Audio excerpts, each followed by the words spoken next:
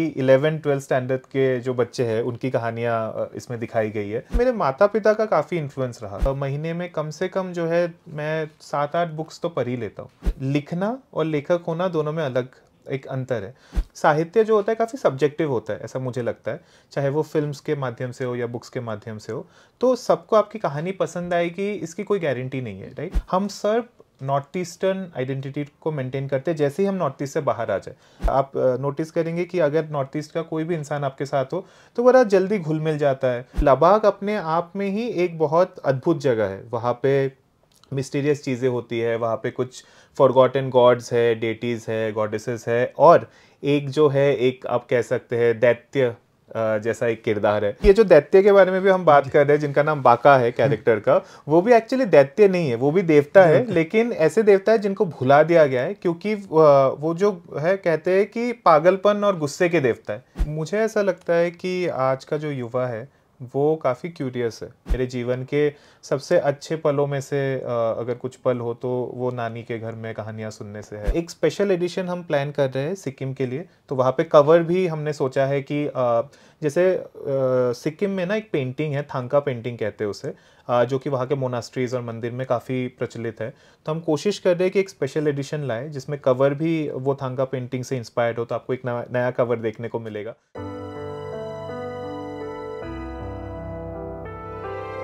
किशोर उम्र के सपने कैसे होते हैं, विशेषकर तब जब आप स्कूल में पढ़ रहे हों, बोर्डिंग में रह रहे हों और कॉलेज में पहुंचने की इच्छा हो। आप ऐसी जगह रह रहे हों जहां पहाड़ियाँ हों, सौंदर्य हो और साथ ही साथ प्रकृति के बीच रहस्यमयी घटनाएं घटने लगें, और इस कथानक पर कोई बात, इस परिदृश्य पर कोई बात, इस पृष्ठभूमि पर कोई बात अगर लिखी जानी हो और कोई किताब आए तो वो किताब कैसी होगी और उस किताब में क्या कुछ होगा। रहस्य, रोमांच, जिज्ञासा, युवाओं का स्वप्न, साथ ही साथ कुछ सीख देने की भी बात हो, तो वह किताब द लायर अमंग अस जैसी होगी। विशाल पाल उसके लेखक हैं। विशाल की अपनी पढ़ाई लिखाई बोर्डिंग स्कूल में हुई, पूर्वोत्तर में पैदा हुए, और ये उनकी पहली पुस्तक है। यह अलग बात है, औपन्यासिक कृति। हालांकि लेखन की दुनिया से बहुत लंबे समय से जुड़े हैं और ब्रांडिंग, सिनेमा, सीरियल्स, पॉडकास्ट, इन सब क्षेत्रों में इनकी अपनी पहुंच है। इनकी अपनी कंपनी जो है वह सिनेमा को और सिनेमा में काम करने वाले किरदारों को, हीरो हीरोइंस को चमकाती रही है और उनकी ब्रांडिंग करती रही है। उनके बारे में, उनकी फिल्में कैसे चलेंगी, उनकी मार्केटिंग, उनका प्रचार प्रसार, सब कुछ। विशाल, सबसे पहले तो मैं आपको बहुत बहुत बधाई दूंगा इस पुस्तक के लिए, जिसका नाम है the liar among us. Bloomsbury ने इसको प्रकाशित किया है और यह एक तेज़ रफ्तार से भागती हुई कहानी है। मैंने इसका बड़ा बोरिंग सा परिचय इसलिए दिया कि मैं आपके मुंह से, आपके जो युवा दर्शक हैं, जो हमारे भी दर्शक हैं, उनको ये बताना चाहता था कि अगर कोई युवा जो आपकी उम्र का हो, वह अपने से छोटों के लिए या अपने बराबर के लोगों के लिए या अपने से बड़ों के लिए केवल मनोरंजन के तौर पर, अपने हम उम्र के लोगों के लिए एक नॉस्टैल्जिया के साथ साथ उनके प्रेजेंट से जोड़ने के लिए, और जो किशोर हों उनको जिज्ञासा के लिए, क्यूरियोसिटी के लिए कोई अगर रोमांचक नावल लिखे जिसमें वे अपने वर्तमान को भी देख सकें, अपने अतीत को भी देख सकें, अपने भविष्य को भी देख सकें, तो वह ऐसी ही कोई कृति होगी। तो सबसे पहले तो आपको बधाई। और ये लिखने पढ़ने की बात आपके दिमाग में कब आई कि मुझे उपन्यास लिखना है? जी जी सर, एक्चुअली मन तो बचपन से ही था, क्योंकि जैसा कि सब लोग जानते भी है कि जो भी राइटर होता है उसके अंदर एक लेखक ऑलरेडी छुपा हुआ रहता है, क्योंकि वो बहुत किताबें खुद भी पढ़ते हैं। और मेरी जीवन में ऐसे हालात थे कि बचपन से ही लोग खेलने कूदने में कम मेरी रुचि रही है और ज़्यादातर रुचि जो है बुक्स में रही है। तो हमेशा से ही मन था। और मुझे ऐसा लगा कि इतनी सारी कहानियाँ हैं, हर कहानी का अपना एक रूप होता है, अपना एक ढंग होता है। और जैसे कि फ़िल्म्स वगैरह में भी मैं जब काम करता हूँ या फिर वेब शो वगैरह में काम करता हूँ तो उसकी अपनी एक दुनिया होती है। लेकिन ये जो किताब है, ये जो कहानी है, वो काफ़ी समय से मेरे पास थी। और मैं काफ़ी ज़्यादा ट्रैवल करना भी पसंद करता हूँ, काम के सिलसिले में भी काफ़ी ट्रैवल हो जाता है। तो ट्रैवल करते करते बहुत सारे जो है local stories, urban legends, folklore जिसे हम कहते हैं, जो गांव का साहित्य होता है या फिर ओरल ट्रेडिशंस के थ्रू जो पास ऑन होता है, तो उसमें मुझे काफ़ी इंटरेस्ट आने लगा। और क्योंकि मैं नॉर्थ ईस्ट से आता हूँ, हमारे यहाँ इतना रिच कल्चर है, लेकिन उसके बारे में ज़्यादा बातचीत नहीं हो पाती क्योंकि हम थोड़ा मेनलैंड से सटक के अलग है। और अभी काफ़ी अवेयरनेस बढ़ी है, लेकिन यूजुअली इतना ज़्यादा अवेयरनेस था नहीं। तो मुझे ऐसा लगा कि एक दिलचस्प कहानी बन सकती है जहाँ पे आपका बोर्डिंग स्कूल का सेटअप भी हो और साथ ही साथ एक फोकलोर का एलिमेंट भी वहाँ पे ऐड हो, जिससे नॉटी स्टोरी टेलिंग फोरफ्रंट पे आ सके। और इसी को लेके फिर मैंने काम चालू किया और मुझे लगा कि उपन्यास के माध्यम से ये काफ़ी ज़्यादा लोगों तक पहुँच भी सकता है और लोगों को बड़ी रुचि भी आएगी इस पे। तो तब जाके मैंने इसकी लिखना चालू किया। परिवार में पढ़ने लिखने वाले लोग कौन से थे जिनके आपके दिमाग में, ठीक है, आपके दिमाग में बचपन से आपने पढ़ाई की तरफ आपका ध्यान था, लेकिन कौन से ऐसे लोग थे जिनका प्रभाव आपके ऊपर पड़ा और जो इन्होंने इनकरेज किया, क्योंकि आप ऑलरेडी एक सक्सेस की दुनिया में पहुंच चुके थे। जी। तो मैं चाहूँगा कि जो आपके दर्शक हैं या इस किताब के जो पाठक हैं, आने वाले फ्यूचर पाठक या जिन्होंने पढ़ भी रखा है, उनको ये पता चले कि नहीं, विशाल की अपनी अपब्रिंगिंग में किन चीज़ों का हाथ था। जी। तो एक तो आप कहाँ पैदा हुए, क्या परिवेश था, और घर में कौन से लोग थे जिनसे आप इंस्पायर हो रहे थे, या घर का माहौल किस तरह का था, प्लस आपके पसंदीदा लेखक कौन थे। मतलब उस दौरान जब आपकी अपब्रिंगिंग हो रही थी, क्योंकि बहुत सारे यंग लोग हमसे साहित्य तक पे भी संपर्क करते हैं, साहित्य आज तक में भी आते हैं और वो जानना चाहते हैं कि हम कैसे लिखना शुरू करें, क्या लिखें। लिखने की इच्छा है, कहानी भी है, लेकिन वो कैसे हम लिखेंगे तो छपेगी कैसे, फिर छप जाएगी तो उसको हम बेचेंगे कैसे। तो बहुत सारे तरह के उनके मन में आशंका होती है। तो मैं चाहूँगा कि अपनी, क्योंकि वो आपकी यात्रा से जो आपकी उम्र के लोग हैं वो ये समझ पाएँ कि नहीं, अगर किसी के अंदर लेखक छुपा है तो वो लाइफ में सफलता पाके कहीं बहुत व्यस्त रह के भी अपनी इच्छा को पूरा कर सकता है। जी। तो सबसे पहले तो 2 सवाल थे। तो पहले सवाल का जवाब मैं देना चाहूँगा कि मैं गुवाहाटी, असम में पला बड़ा और वही के एनवायरनमेंट में मैं ऑलमोस्ट क्लास 12 तक था। तो जैसे कि किताब में भी कहानी है कि 11-12 स्टैंडर्ड के जो बच्चे हैं उनकी कहानियाँ इसमें दिखाई गई है बोर्डिंग स्कूल सेटअप पे। और मेरा भी 11-12 स्कूल में ही रहा। तो घर पे माहौल काफ़ी अलग था।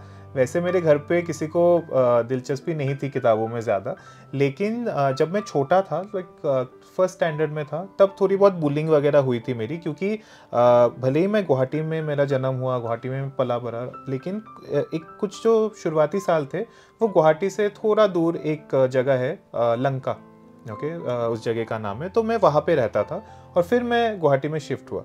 तो चूंकि मैं बाहर से आया हुआ था, एक आउटसाइडर पर्सपेक्टिव था, तो बहुत ज़्यादा bullying is a strong word, but था बच्चों का, तो ज़्यादा खेलने नहीं लेते थे, कुछ नहीं। तो तभी किसी इंसान ने मेरे हाथ में एक किताब थमा दी और उसके बाद मेरे माता पिता का काफ़ी इन्फ्लुएंस रहा, क्योंकि वो लोग किताबों में इतनी रुचि नहीं रखते थे, लेकिन उनको बड़ा अच्छा लगता था कि मुझे इतनी रुचि है। तो ऐसा होता था कि एक किताब ख़त्म हुई तो उसके पहले ही दूसरी आ जाया करती थी। अगर मुझे किसी चीज़ का मन है तो मतलब शक्ल देख के उनको पता चल जाता था कि इनको और किताबें चाहिए। तो बर्थडेज हो, कुछ भी हो, तो वो हमें हमेशा किताबें ला के देते थे। और मेरे आसपास के जितने रिश्तेदार थे उनको भी पता चल गया था, तो वो मुझे कभी भी कुछ दूसरा गिफ्ट नहीं देते थे, वो बुक्स ला के देते थे। तो मेरा जो फ्रेंड सर्कल भी था उसमें भी कुछ लोग थे जो काफ़ी किताबों में रुचि रखते थे। तो बस इसी तरह से बुक्स में मेरा इंटरेस्ट आ गया और फिर ये हैबिट जैसा बन गया। लाइक अभी भी महीने में कम से कम जो है मैं 7-8 बुक्स तो पढ़ ही लेता हूँ, कितना भी मेरे पास समय हो ना हो। कभी कभी ऐसा हो जाता है कि अगर 2-4 पेजेस नहीं पढ़ लिए मैंने तो रात को नींद नहीं आती, ऐसा हो जाता है। तो रुचि इसी तरह आई। जिनको लिखना है, मुझे ऐसा लगता है कि अगर आप हो या मैं हो या फिर कैमरे के पीछे भी जो है, सब में एक कहानी छुपी है, राइट? क्योंकि हम सबके एक्सपीरियंसेस होते हैं, सबको अपनी अपनी एक जर्नी होती है। तो लेखक सब में होता है, लेकिन लिखना और लेखक होना दोनों में अलग एक अंतर है। तो अगर आपको लेखक बनना है तो सबसे इम्पॉर्टेंट चीज़ जो है वो ये होती है कि सबसे एक्साइटिंग चीज़ सिर्फ इतनी होती है कि आपके पास एक आइडिया है, आप वो आइडिया को सोचते हो, वो एक्साइटिंग होता है। उसके बाद वाला जो उतना भी जर्नी है वो काफ़ी बोरिंग है, क्योंकि आपको डिसिप्लिन लाना पड़ेगा, आपको एक एज अ 9 to 5 जॉब इसको ट्रीट करना पड़ेगा, और रोज़ भले आप 1 पेज लिखे, 2 पेज लिखे, लेकिन आपको डिसिप्लिन वे में लिखना पड़ेगा। जैसे ही आप लिखना चालू करेंगे तब जाके धीरे धीरे आपकी किताब कैसे रेडी हो जाएगी आपको भी पता नहीं चलेगा। ये मैं इसलिए कह सकता हूँ विश्वास के साथ, क्योंकि मेरे साथ भी ऐसा हुआ है। काफ़ी समय से मुझे लिखना था, लेकिन कामकाज के चक्कर में हम सब व्यस्त रहते हैं तो मौका नहीं मिल पाता, और हमें ऐसा लगता है कि हमारे पास समय नहीं है, लेकिन अगर मंशा हो तो समय अपने आप निकल आता है। विशाल, आपने अपनी किताब में पूर्वोत्तर के लोगों को शुरू में भी और आखिर में भी बहुत धन्यवाद दिया है, और उसको याद किया अपनी मातृभूमि को। आपकी जो उपन्यास की जो कहानी है वो वेल्लोर हाउस इंटरनेशनल से शुरू होती है, और उसकी पृष्ठभूमि भी आपने वहीं रखा है, सिक्किम। जी, सिक्किम रखा है। और आपने कहा है कि मैं जीवन में कहीं कुछ भी हो जाऊंगा, लेकिन मैं आप ही का हूँ, इसी मातृभूमि का हूँ, इसी माटी का हूँ।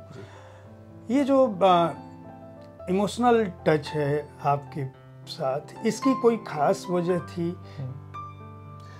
जी बिल्कुल, क्योंकि मैं नॉर्थ ईस्ट में पला बड़ा, और नॉर्थ ईस्ट का एक काफ़ी योगदान है कि मैं कैसा, मेरी क्या व्यक्तित्व है, मैं कैसा इंसान हूँ, मैं क्या सोच रखता हूँ, उसमें नॉर्थ ईस्ट के कल्चर का, नॉर्थ ईस्ट के लोगों का, नॉर्थ ईस्ट की भूमि का बहुत बड़ा योगदान है। क्योंकि हम जितने भी लोग नॉर्थ ईस्ट से आते हैं, चाहे वो किसी भी प्रांत से आते हो, किसी भी ट्राइब से आते हो, किसी भी बैकग्राउंड से आते हो, हम सब नॉर्थ ईस्टर्न आइडेंटिटी को मेंटेन करते हैं। जैसे ही हम नॉर्थ ईस्ट से बाहर आ जाए, अंदर रहते हुए हमारी कुछ भी आइडेंटिटी हो, लेकिन बाहर आते ही हम नॉर्थ ईस्टर्न बन जाते हैं, राइट? तो ये एक बहुत स्ट्रॉन्ग एक हमारा कनेक्ट है जो मुझे लगता है। दूसरी बात ये है कि हम थोड़े भिन्न होते हैं, मुझे ऐसा लगता है कि बाकी जो भी जितने भी इंडियन होते हैं उससे भिन्न होते हैं, क्योंकि हमारी सोच थोड़ी सी अलग होती है, हमारा रहन सहन, हमारा कपड़े पहनने का ढंग, सब कुछ अलग होता है, और काफ़ी मिलनसार लोग होते हैं। लेकिन आप नोटिस करेंगे कि अगर नॉर्थ ईस्ट का कोई भी इंसान आपके साथ हो तो बड़ा जल्दी घुल मिल जाता है, आपको कभी भी दोस्त बनाने में उनके साथ ज़्यादा दिक्कत नहीं आएंगी। एक्सेप्शंस होते हैं, लेकिन ज़्यादातर ऐसा रहा है। तो मुझे पर्सनली ऐसा लगता है कि भले ही, लाइक फॉर एग्जांपल मैं बंगाली हूँ, राइट, लेकिन कभी भी मुझे ऐसा फीलिंग नहीं कभी वहाँ पे आई या फील करवाया गया कि आप बंगाली हो, आप प्योर नॉर्थ ईस्टर्न नहीं हो। मुझे हमेशा से ही लगा कि मैं इसी मिट्टी का हूँ, और बंगाली से भी ज़्यादा मुझे ऐसा लगा कि मैं नॉर्थ ईस्टर्न हूँ। तो ये एक फैक्टर काफ़ी स्ट्रॉन्ग हमेशा रहा है, और इसलिए मैं कहना भी चाहता हूँ कि आज मेरे पास थोड़ा बहुत जितना भी वो इन्फ्लुएंस है बिकॉज ऑफ जो भी काम मैं करता हूँ, तो अगर उस इन्फ्लुएंस को मैंने मेरे हिस्से का कुछ शेयर नहीं दिया, और नॉर्थ ईस्टर्न स्टोरी टेलिंग को आगे नहीं बढ़ाया, हमारे साहित्य को आगे नहीं बढ़ाया, हमारी कहानियों को, बोलियों को आगे नहीं बढ़ाया, फिर इस इन्फ्लुएंस का क्या काम? सो इसीलिए मेरा ये वेल्लोर हाउस इंटरनेशनल जैसा कोई अभिजात्य boarding school, elite boarding school है क्या? बिल्कुल है, और जब आप किताब को आपके दर्शक भी पढ़ेंगे, उन्हें काफ़ी सारे ऐसे एग्जिस्टिंग जो स्कूल्स हैं उनके साथ बहुत सारे सिमिलैरिटीज़ दिखेंगी, क्योंकि मैंने लिखने के पहले भी ऑलमोस्ट 7 से 8 बोर्डिंग स्कूल के चक्कर लगाए थे अलग अलग समय पे। कुछ जगहों पे मतलब मुझे इनवाइट भी किया गया था अलग रीजंस की वजह से, सो वहाँ पे मैं लोगों से मिला, बच्चों से बातचीत की। कुछ लोग ऐसे थे जो पहले पढ़ के आए थे, तो उनके एक्सपीरियंसेस जानने मिले। सो सबका एक मिला जुला। क्या आप जब बोर्डिंग स्कूल में थे तो इस तरह की कोई घटना घटी थी? बचपन में मैं था एक बहुत ब्रीफ पीरियड के लिए। वैसे तो मेरा जो स्कूल है साउथ पॉइंट स्कूल है गुवाहाटी का, तो वो बोर्डिंग स्कूल नहीं था, लेकिन बचपन में मैं एक छोटे से समय के लिए था बोर्डिंग स्कूल में। और तभी की मतलब यादें धुंधली भली हो गई हो, लेकिन बहुत अच्छे से याद है, क्योंकि ऐसा होता था कि रात होते ही कहानियाँ शुरू हो जाती थी, चाहे वो बच्चे हो, चाहे वो टीचर्स हो, चाहे वो वहाँ के लोकल गार्ड्स, केयरटेकर्स हो, सबके अपनी अपनी कहानियाँ होती थी। स्कूल की कहानी होती थी, जगह की कहानी होती थी। तो हम सब ऐसे ही पले बड़े, और हमारे जीवन में मुझे लगता है कि सबका ही अगर आप किसी से भी पूछे बोर्डिंग स्कूल में जो भी गया है, तो सबकी अपनी अपनी कहानियाँ हैं। तो मुझे लगता है कि सब लोग अगर वही एक कहानी भी अगर लिखना चालू कर दे तो हमारे पास इतने साहित्य हो जाएंगे बोर्डिंग स्कूल पे कि क्या ही बात। तो आपको ये जब उपन्यास आपने लिखने की सोचा तो आपके दिमाग में ये कैसे आया कि मैं एक ऐसा कोई उपन्यास लिखूं जिसमें बोर्डिंग स्कूल का बैकग्राउंड हो, साथ ही साथ मिस्ट्री भी हो, जी, मिस्ट्री के साथ साथ नेचर भी हो, क्यूरियोसिटी भी हो, फ्रेंड्स भी हों, लेकिन वहाँ की इन्वायरमेंट के साथ इसकी कहानी द लायर्स अमंग अस जो शीर्षक है वो भी कैसे चुना आपने, क्यों चुना? जी, एक्चुअली मुझे जैसे कि मैं कह रहा था कि नॉर्थ ईस्ट पे बेस्ड एक कहानी लिखनी थी। तो नॉर्थ ईस्ट में we are blessed with nature, तो वो तो एक फैक्टर है ही हमारे यहाँ पे, और नेचर का काफ़ी इम्पोर्टेंस भी है हमारी कहानियों पे। और हमारे जो वहाँ के लोकल लोग हैं वहाँ पे भी इनिशियली हम लोग नेचर वर्शिपर माने जाते हैं, और अभी भी हमारे यहाँ पे जो जंगल है, पेड़ पौधे हैं, खेत खलियान है, उसे काफ़ी पूज्य माना जाता है। तो मुझे ऐसा लगा कि अगर नॉर्थ ईस्ट पे कहानी बेस्ड है और अगर यंग लोगों के लिए लिखना है, क्योंकि मुझे यंग लोगों के लिए कुछ लिखना था, तो बोर्डिंग स्कूल से बढ़िया सेटअप क्या होगा, क्योंकि आप जैसे ही बोर्डिंग स्कूल पे कदम रखते हैं ऑटोमेटिकली एक मिस्टीरियस फीलिंग तो वहीं पे आना स्टार्ट हो जाती है। तो मुझे ऐसा लगा कि बहुत अच्छा वहाँ पे सेटअप है, और मुझे ऐसे जगह की तलाश थी जहाँ पे कुछ अलग मैं क्रिएट कर सकूँ। इसीलिए out of 8 north eastern states हमारे यहाँ पे 7 सिस्टर्स एंड अ ब्रदर कहा जाता है, जिसमें से सिक्किम ब्रदर है, क्योंकि सिक्किम बाद में जुड़ा, राइट। सो सिक्किम इनिशियली इंडिया का पार्ट नहीं था, बाद में जुड़ा, तो उसका एक स्पेशल इंपॉर्टेंस, एक स्पेशल महत्व है वहाँ पे, और काफ़ी सारे दूसरे देशों के साथ भी उसका बॉर्डर है। तो हमारी कहानी के साथ वो एकदम परफेक्ट फिट हो गया। तो इसलिए मैंने बोर्डिंग स्कूल और नॉर्थ ईस्ट के साथ साथ सिक्किम चुना। जहाँ तक बात है शीर्षक की, तो बिकॉज मैं मार्केटिंग बैकग्राउंड से खुद भी आता हूँ, तो मुझे पता है कि बहुत डिफिकल्ट है कोई भी चीज़ बेच पाना, चाहे वो किताब हो, फिल्म हो, साबुन हो, कुछ भी। तो मुझे ऐसा लगा कि 2 चीज़ें बहुत इंपॉर्टेंट होती है इसमें, एक है शीर्षक, दूसरा है कवर। तो एक काफ़ी टैलेंटेड डिज़ाइनर है नॉर्थ ईस्ट के ही, सिद्धांत पुरकास्ते करके, उन्होंने ये कवर डिज़ाइन किया है, और काफ़ी जल्दी जल्दी में डिज़ाइन किया क्योंकि हमारा डेडलाइन था। तो बहुत सारा एफर्ट हमने डाला उस पर। ऐसे देखने पे आपको नहीं समझ में आएगा, लेकिन ये पूरा एक स्ट्रक्चर बिल्डिंग का है, एक इमारत पुरानी सी, पुरातत्व जैसी, कोई पुरानी जैसी बोर्डिंग स्कूल्स में, हिल्स में बोर्डिंग स्कूल हो तो उसका भवन होता है, और उसके जो कहेंगे कि उस पर जो डिज़ाइन होती है, दरवाजे एक खाने जैसे होते हैं, आप देखेंगे पुराने जो भी फिल्मों में भी देखा होगा आपने, सब में कुछ न कुछ एलिमेंट्स हैं। और यहाँ तक कि जो मिस्टीरियस एक इसकी जो कहानी है, कहानी पूरी तो नहीं खोलूँगा, लेकिन विशाल को मैं कहूँगा कि थोड़ा सा संक्षेप में ज़रूर बताएंगे कि इसकी जिस्ट कि दरअसल इस उपन्यास के माध्यम से वो क्या कुछ कहना चाहते हैं। और पहले हम उस बात को कंप्लीट करें, फिर इसके दूसरे एलिमेंट्स पे मैं जी जी। सो इसीलिए एक अट्रैक्टिव कवर बनाने की कोशिश की गई, ताकि दूर से ही अगर लोगों को दिख जाए तो थोड़ा बहुत इंटरेस्ट आए। और टाइटल ऐसा रखा गया जो कि, क्योंकि आजकल तो इंटरनेट पे ही सब चीज़ें बिक रही है, तो अगर बुक स्टोर में जाए तो कवर से आपको थोड़ा सा अट्रैक्शन हो, और जब आप इंटरनेट पे भी कुछ चीज़ें सर्च कर रहे हो तो टाइटल ऐसा होना चाहिए जो SEO फ्रेंडली हो। और क्योंकि मतलब नाम सुनते ही लोगों को थोड़ा सा क्यूरियोसिटी फैक्टर वहाँ पे आ जाता है कि अच्छा चलो देखते हैं कि किताब कैसी है, भले खरीदे ना खरीदे वो बात की बात है। तो इसलिए हमने ये टाइटल रखा। विशाल, इस किताब को पढ़ते हुए ये लगता है कि जैसे हम कोई सीरियल देख रहे हों। आपने इस बात को छुपाया नहीं है। जी जी। किताब के कवर पे आपने बाकायदा इस बात का उल्लेख किया है कि soon to be major motion series. जी। मतलब ऐसा नहीं है कि हमने किताब लिखी है और मैं ये कह रहा हूँ कि मैं इस पर सीरियल नहीं बनाना चाहता मैं इस पर सीरीज आएगी और जल्दी आएगी। आपने इसको स्पष्ट कहा है। ये लिखते समय आपके दिमाग में ये बात कैसे आई कि मैं इस तरह से लिखूं जैसे हिंदी में इसको कहें कि शब्द चित्र, मतलब विजुअल्स हमारे सामने घट रहे हैं। इसको पढ़ते समय अगर जिस किसी ने कभी भी बोर्डिंग स्कूल, जैसा कि हमने कहा भारत के किसी भी बोर्डिंग स्कूल में अगर कोई गया हो या हम रास्ते से भी गुजर रहे हों और बोर्डिंग स्कूल्स हों, तो हमें उसका पूरा इन्वायरमेंट दिखेगा। इसमें अगर किसी ने नॉर्थ ईस्ट कोई विजिट किया हो, भले ही वो सिक्किम न गया हो, तो भी उसे इसका इन्वायरमेंट दिखेगा। पहाड़ियाँ वैसी हैं, ढलान वैसी है, रास्ते वैसे हैं, कॉलेज के स्कूल के लड़के उसी तरह से निकलते हैं, बाहर निकलते हैं। और प्लस जो माहौल है स्थानीय, जो वहाँ की बातचीत है, जो लोकल्स मिलते हैं, तो कहीं भी हम चले जाएं, नॉर्थ ईस्ट ही नहीं, हम अगर हिमाचल भी चले जाएं या उत्तराखंड भी चले जाएं, तो आपको वैसी ही कहानियाँ, थोड़ा सा शहरों से दूर हम जाएंगे तो हमें वैसी ही चीज़ें मिलनी शुरू हो जाएंगी, वैसी ही कहानियाँ, वैसे ही वृक्ष, वैसे ही लोगों का डरना या क्यूरियोसिटी होना बच्चों का। तो ये जब आपने इस उपन्यास को लिखा था तो क्या आपके दिमाग में था कि मैं इस पर पहले ही सीरीज बनाऊंगा, और इसीलिए आपने इस बात को बहुत डिटेल में लिखा? जी, तो क्योंकि मैं फिल्म मेकिंग बैकग्राउंड से आता हूँ, तो जब मैं लिखता हूँ तो ऑटोमेटिकली मेरे दिमाग में विजुअल्स बनना स्टार्ट हो जाते हैं। और मुझे ये मन था कि क्योंकि ये किताब बहुत सारे लोगों के लिए है, लेकिन स्पेसिफिकली एक यंगर सेक्शन के लिए। तो हम सबको पता है कि यंगर जनरेशन जो है वो काफ़ी इम्पेशेंट हो चुकी है, ठीक है। वो रील देख देख के उनका अटेंशन स्पैन अभी मतलब छोटा सा पी साइज्ड हो गया। तो उसमें किताब पढ़ना अपने आप में एक उपलब्धि है। तो मुझे ऐसा लगा कि एटलीस्ट मुझे ऐसी किताब लिखनी चाहिए जो विजुअल हो काफ़ी। जब आप पढ़ रहे हो तो आपको ज़्यादा सोचना ना पड़े, ऑटोमेटिकली सबकॉन्शियसली आपके दिमाग में वो चित्र बनते रहे। और ये अपने आप में एक एन्जॉयबल प्रोसेस है, क्योंकि साहित्य जो होता है काफ़ी सब्जेक्टिव होता है, ऐसा मुझे लगता है। चाहे वो फिल्म्स के माध्यम से हो या बुक्स के माध्यम से हो, तो सबको आपकी कहानी पसंद आएगी इसकी कोई गारंटी नहीं है, राइट। लेकिन कम से कम जब आप कहानी को पढ़ रहे हैं तभी अगर वो विजुअली आपके दिमाग में चीज़ें बन रही है और वो एन्जॉयबल हो, तो उतना मतलब मेरा काम फिर बन गया।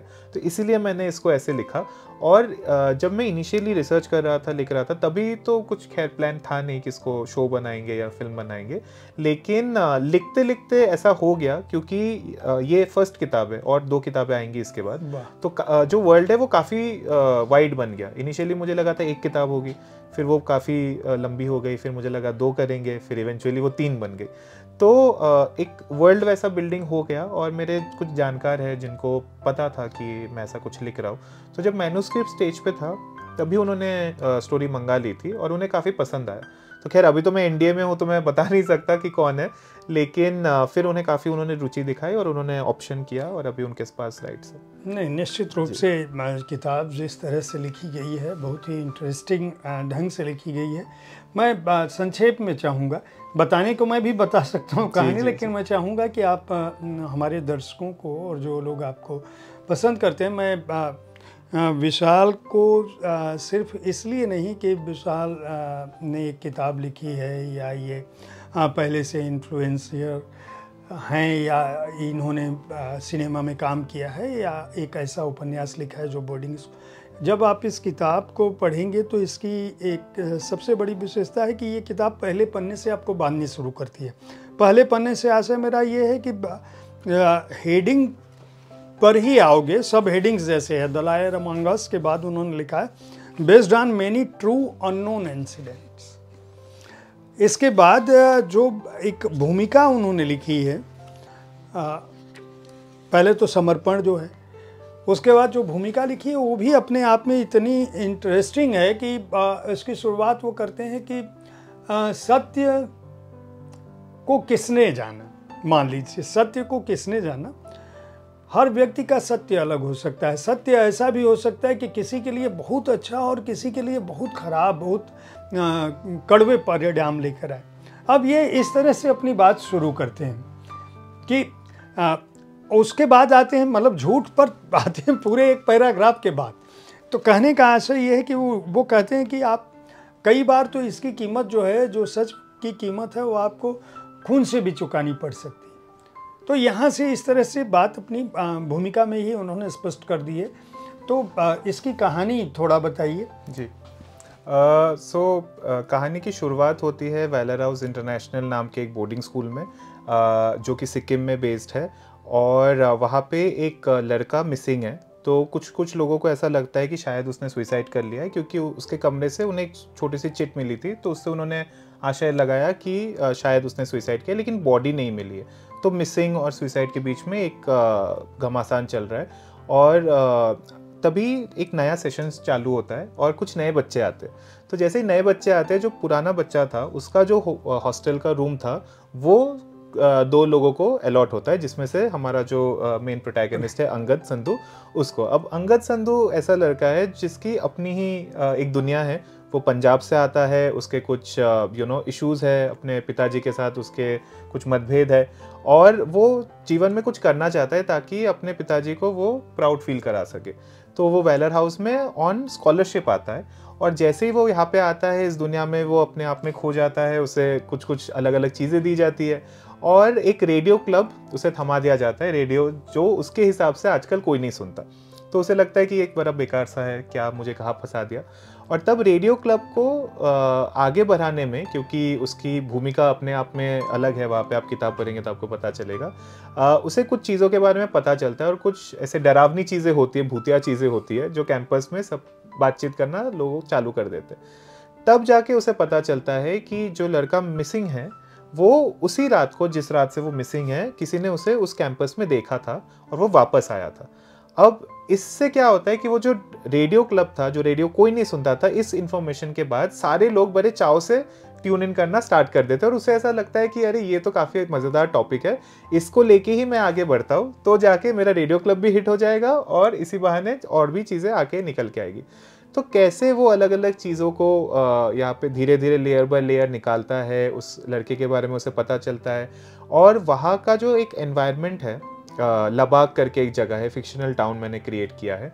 तो लबाग अपने आप में ही एक बहुत अद्भुत जगह है। वहाँ पे मिस्टीरियस चीज़ें होती है, वहाँ पे कुछ फॉरगॉटन गॉड्स है, डेटीज़ है, गॉडेसेस है और एक जो है, एक आप कह सकते हैं दैत्य जैसा एक किरदार है, जिसके बारे में और आपको पता चल गया जब आप किताब पढ़ेंगे।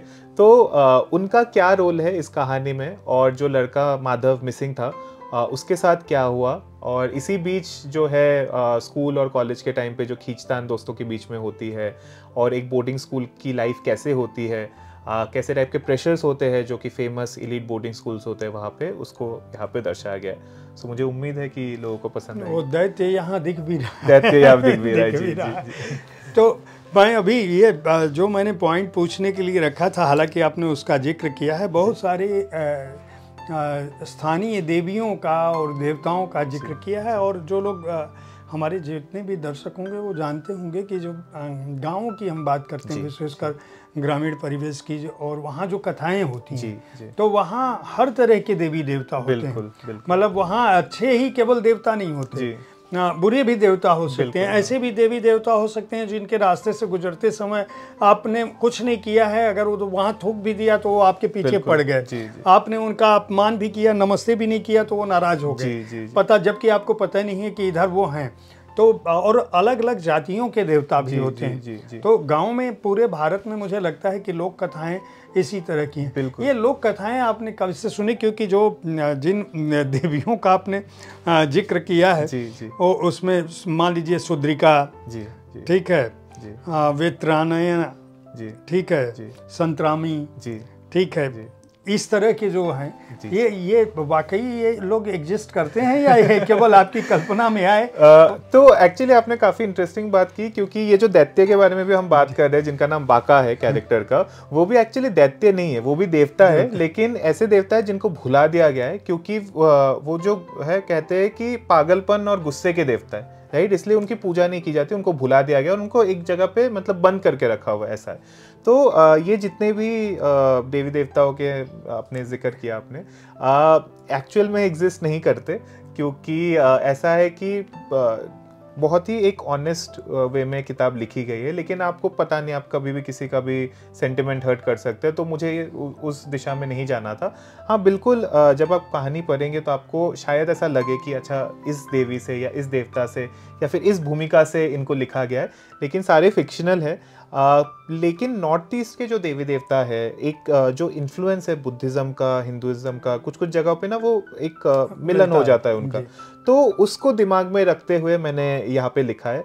तो जो वर्ल्ड बिल्डिंग है वो काफ़ी बड़ी है यहाँ पे। तो फर्स्ट किताब है तो काफ़ी सारा पब्लिशर ने भी मुझे कहा कि इतनी मोटी किताब नहीं लिखी जा सकती, कम करो कम करो, तो उस चक्कर में काफ़ी सारा इन्फॉर्मेशन कम किया गया है। लेकिन जैसे ही सेकेंड बुक में आप जाएंगे तो वो वर्ल्ड पूरा ओपन हो जाता है, सारे देवी देवता जो भी वहाँ पे एग्जिस्ट करते हैं वो सारे आ जाते हैं, और एक बहुत मज़ेदार किस्सा वहाँ पे निकल के आ रहा है। तो मुझे लगता है कि लोगों को पसंद आएगा। विशाल, ये जो आपने एक इशारा किया, जितने देवी देवताओं का जिक्र किया है आपने, हर देवी देवता किसी न किसी एक विशेष व्यक्ति के जो हमारे अंदर है उनकी भावनाओं से जुड़े हुए हैं। जैसे कोई क्रोध से है, कोई ईर्ष्या से जिसका मैंने उल्लेख किया, कोई सुख से जुड़ा हुआ है, कोई शांति से जुड़ा है, कोई शिक्षा से। हमारे जो पूरा भारतीय वाङ्मय है वो भी है। जब आपने बौद्धिज्म की भी बात की, तंत्र मंत्र भी जुड़े हुए हैं। कहानियाँ घूमती रहती हैं, विशेषकर पहाड़ों में भी। किसी भी पहाड़ में, आप हिमाचल में भी चले जाओ तो उनको लगता है कि कोई भूत आ गया या कोई हवा चली, किसी ने कोई देवता नाराज हो गया। आप आज का जो युवा है जो 24/7 सोशल मीडिया पे है, टेक्नोलॉजी पे है, आप ये कैसे मानते हैं कि उसके मन में ये जो विचार हैं, जो ये घटनाएं जो हमारी एक तरह से हमारी पहचान है, हमारी परंपरा का हिस्सा है। पूरा भारतीय समाज, पूरे भारत में कहीं भी आप चले जाइए, गंवई समाज, ग्रामीण परिवेश एक जैसा है। वहाँ की कहानियां भी एक दूसरे से मिलती जुलती हैं। पृष्ठभूमि अलग होगी, देवी देवता का नाम अलग होगा, लेकिन कहानियों में वैसी ही चीजें होती हैं, समानता है। तो इस द लायर अमंग अस की जो एक तरह से मैं कहूँगा ट्रायोलॉजी अब आप लिख चुके हैं, 2 किताबें इस श्रृंखला में आएंगी। हालांकि आपसे बातचीत करने से पहले तक मुझे इस बात का आभास नहीं था, क्योंकि अपने आप में ये उपन्यास कंप्लीट है। बिल्कुल। तो जब तक आप खुद नहीं कहते हो या वो आखिरी पन्ना नहीं पढ़ लेता है, तब तक उसे पता नहीं चलेगा। आखिरी पन्ने तक पता चलेगा, पन्ने में पता चलेगा कि अच्छा कहानी रह गई है, वरना उसको लगेगा कहानी तेजी से चल रही है और अपने आप में कंप्लीट है। तो यंग जनरेशन इस तरह के जो फिक्शनल कैरेक्टर हैं या फिक्शनल गॉडेस हैं, वो उसको बता के आप उसे अपनी परंपरा से जोड़ना चाहते हैं, या उसके सामने उसको जो उसके मन में जो जिज्ञासा है उसको पूरा करना चाहते हैं, या एक तरह से अंधविश्वास की तरफ ढकेलना चाहते हैं। अगर मैं सीधे सीधे इन 3 वर्टिकल में आपसे पूछूं तो आपकी क्या सोच रही है? मुझे ऐसा लगता है कि आज का जो युवा है वो काफ़ी क्यूरियस है। तो जैसे कि आप देखेंगे कि बहुत सारी चीज़ें ऐसी है, शायद बहुत सारे मंदिर ऐसे हैं जिनके बारे में हमें जानकारी नहीं थी आमतौर पे, बहुत सारी प्रथाएं हैं जिनके बारे में जानकारी नहीं थी, बहुत सारे जैसे तंत्र मंत्र वगैरह, ज्योतिष, काफ़ी सारी चीज़ें जिनके बारे में हमें हमारे साहित्य, हमारे इतिहास का हिस्सा रहते हुए हमें पता नहीं था। लेकिन सोशल मीडिया के आने के बाद से वो सारी चीज़ें धीरे धीरे लोगों को पता चलने लगी है और काफ़ी लोग उसमें क्यूरियस है, काफ़ी दिलचस्पी रखते हैं और जानना चाहते हैं। तो मुझे ऐसा लगा कि जो नॉर्थ ईस्ट का एक कल्चर है, नॉर्थ ईस्ट का जो एक रहन सहन है, वहाँ के लोग हैं, उनकी जो मान्यता है, अगर उन्हें हम थोड़ा सा उजागर कर सके और लोगों का इंटरेस्ट ला पाए तो उससे बढ़िया बात और कुछ नहीं हो सकती। तो यहाँ पे भी जैसे कि ये भी और एक रीज़न है कि क्यों मैंने एक फिक्शनल वर्ल्ड बनाया, जो वहाँ के देवी देवता है उनका भी, क्योंकि मुझे ऐसा लगा कि किसी एक चीज़ को लेके आधी अधूरी जानकारी रख के अगर मैं कुछ कह दूँ तो वो सही नहीं होगा। लेकिन अगर मैं अपनी ही एक दुनिया बनाऊँ तो उसके बारे में मैं कम कहूँ ज़्यादा कहूँ, उसका कंट्रोल मेरे पास है। तो इसीलिए मैंने इसे रखा।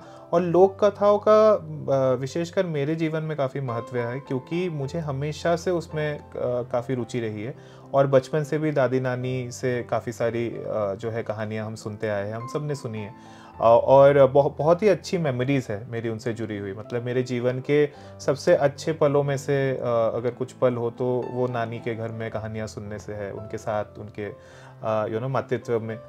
तो इसीलिए मुझे लगा कि जो लोक कथाएँ है, लोकगीत है, लोक बोलियाँ है हमारी, उन्हें उजागर करना, उन्हें आगे लाना बहुत ज़रूरी है।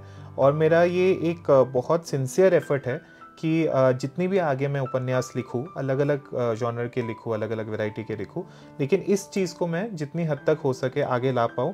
और जैसा कि मैं हमेशा कहता हूं कि नॉर्थ ईस्ट को आगे ला पाऊं, तो बस वही उम्मीद। विशाल, अभी इन दिनों आप लेखन के अलावा और क्या कुछ कर रहे हैं वो हमारे दर्शकों को बताएं, और चूँकि आपकी पहली किताब है तो बतौर लेखक आप इसको कितना एंजॉय कर रहे हैं? जी जी नहीं, सो एज अ राइटर काफ़ी एंजॉय कर रहा हूँ, क्योंकि अभी तो मतलब मार्केटिंग प्रमोशन वाला फेज चल रहा है, तो मतलब पूरे भारत में भ्रमण करने का मौका मिल रहा है एक तरीके से, तो मुझे तो काफ़ी मज़ा आ रहा है क्योंकि काफ़ी नए नए लोगों से मैं मिल पा रहा हूँ। काफ़ी सारे स्कूल्स यूनिवर्सिटीज़ से इन्विटेशंस है, वहाँ पे मैं जा रहा हूँ, तो जब बच्चों के साथ मिलता हूँ, उन्हें साहित्य के बारे में बताता हूँ, उनसे मुझे खुद भी प्रेरणा मिलती है, वो मुझसे प्रेरणा लेते हैं, तो काफ़ी अच्छा लगता है। आई थिंक किसी भी लेखक के लिए इससे ज़्यादा सुख का अनुभव और कुछ हो नहीं सकता, तो काफ़ी एंजॉय कर रहा हूँ। और ऑफ कोर्स राइटिंग के अलावा मेरी कंपनी भी है, तो हम फिल्म्स के लिए डिजिटल मार्केटिंग करते हैं, अभी भी काफ़ी सारी फिल्म हमारी आ रही है, तो वो है।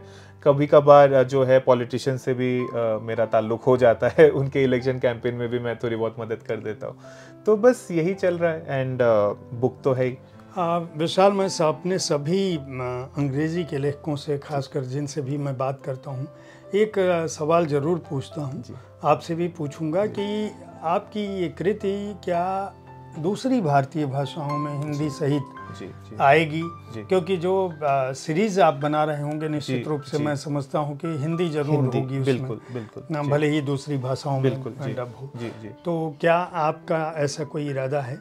जी बिल्कुल है। पहले तो ऑफ कोर्स इसका रिस्पांस के ऊपर काफ़ी सारी चीज़ें निर्भर करती है, लेकिन हिंदी, बंगाली और एक जो हमारा एफर्ट है जो लेप्चा भूटिया स्क्रिप्ट है, जो बेसिकली सिक्किम की स्क्रिप्ट है, तो ये 3 भाषाओं में हम कोशिश कर रहे हैं कि अगले 6 महीने से 12 महीने के बीच में हम धीरे धीरे इसको ला पाए।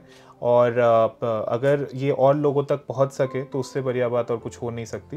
तो एक स्पेशल एडिशन हम प्लान कर रहे हैं सिक्किम के लिए, तो वहाँ पे कवर भी हमने सोचा है कि जैसे सिक्किम में ना एक पेंटिंग है, थांका पेंटिंग कहते हैं उसे, जो कि वहाँ के मोनास्ट्रीज और मंदिर में काफ़ी प्रचलित है, तो हम कोशिश कर रहे हैं कि एक स्पेशल एडिशन लाए जिसमें कवर भी वो थांका पेंटिंग से इंस्पायर्ड हो, तो आपको एक नया कवर देखने को मिलेगा। मे बी शायद कोई एक माइलस्टोन अगर टच करे, किताब 5,000 10,000 बेस्टसेलर बने, तो तभी हम प्लान कर रहे हैं उसके लिए।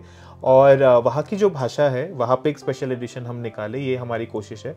और हिंदी और बंगाली में डेफिनेटली हम कोशिश कर रहे हैं कि निकाल पाए। विशाल, बहुत बहुत शुभकामनाएं। चूँकि आपकी नीयत नेक है तो मुझे लगता है, और किताब भी बहुत इंटरेस्टिंग है, तो मैं आपको इस पहली कृति पर जिस तरह से आपने लिखा है, इसे पढ़ने के दौरान कोई भी मज़ा हुआ भी पाठक ये नहीं समझ सकता कि किसी राइटर की ये पहली किताब है, अगर आप नहीं कहें स्वयं तो।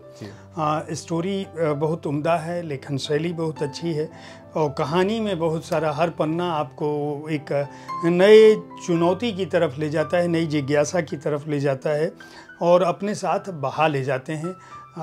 अगर आप बड़ी उम्र के हैं तो आपको अपने कॉलेज के स्कूल के दिन याद आएंगे, अगर आप छोटी उम्र के हैं तो आपके साथ साथ कहीं कुछ घट रहा होगा। और विशेषकर आपको इसलिए भी बधाई के पात्र हैं कि आपने अपनी परंपरा को आधुनिकता से जोड़ने की, वर्तमान पीढ़ी से जोड़ने की कोशिश की है। मेरी बहुत शुभकामनाएं। ब्लूम्सबरी ने इसे प्रकाशित किया है, 499 रुपये मूल्य है।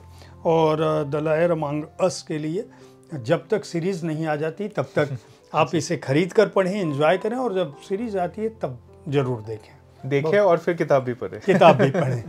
जी, तो बहुत बहुत आभार। Thank you so much sir, thank you.